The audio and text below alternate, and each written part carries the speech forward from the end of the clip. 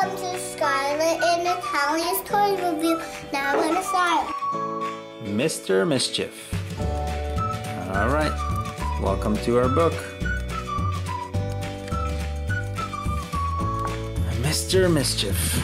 Okay, that is our book, Mr. Mischief. Poor Mr. Happy had a tiring day.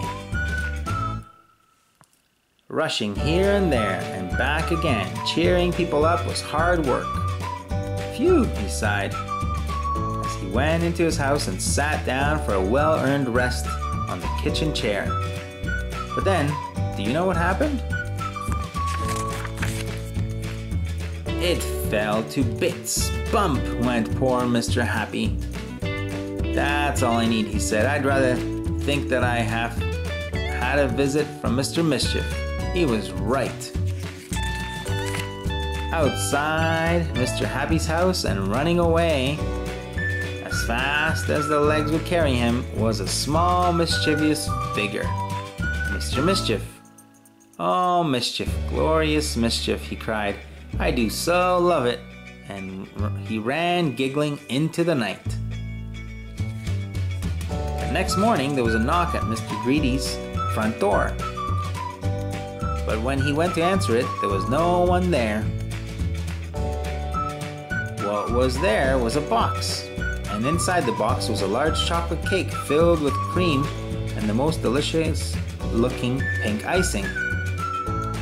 Mr. Greedy's eyes gleamed. He licked his lips and shut his eyes and opened his mouth and took a large bite.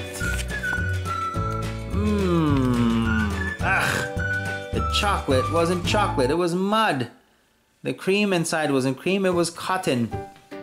And the delicious looking pink icing wasn't icing at all, it was toothpaste. Yucky.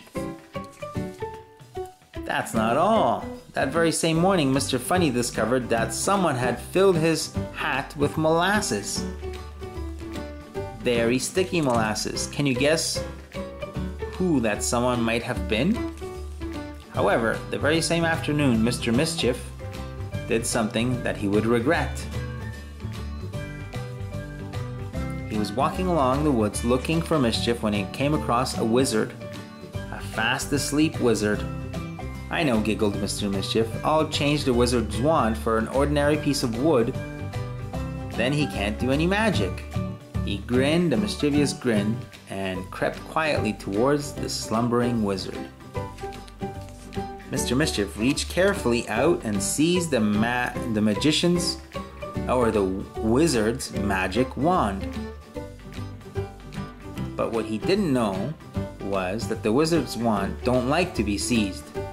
Help! Shrieked the wand in a high, shrill voice, and awakened the wizard, who in turn seized Mr. Mischief by his nose, which was extremely painful. Ha ha ha!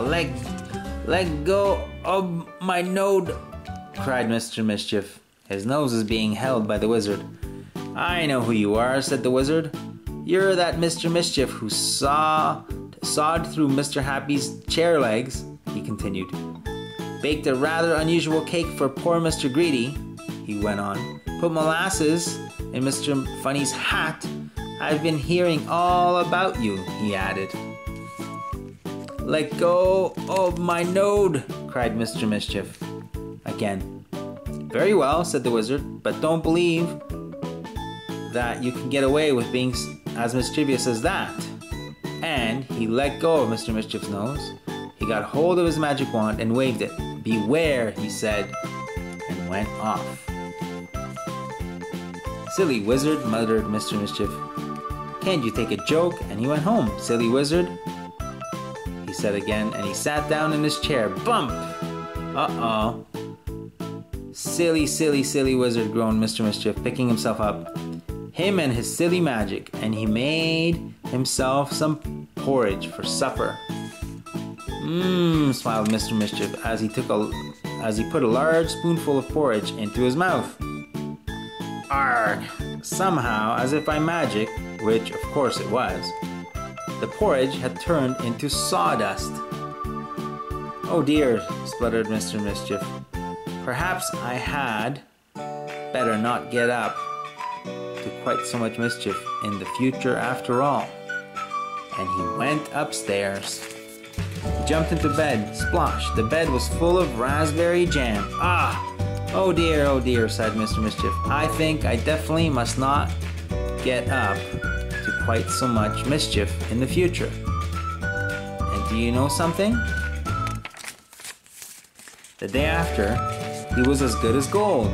And the next day, and the day after that, it lasted a week. And then, that old mischievous urge got the better of him. He just couldn't help himself. It was Saturday night.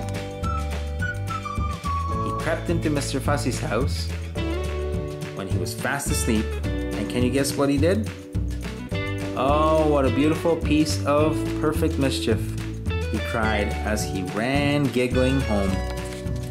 He'd cut off Mr. Fussy's mustache. Isn't that terrible?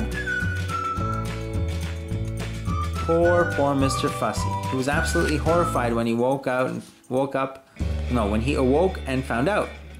But even that terrible piece of mischief is not the end of Mr. Mischief's story. So, before you read this last page, just take a look out the window. Go on. You can't see a small mischievous figure anywhere about, can you? Are you sure? Mr. Mischief.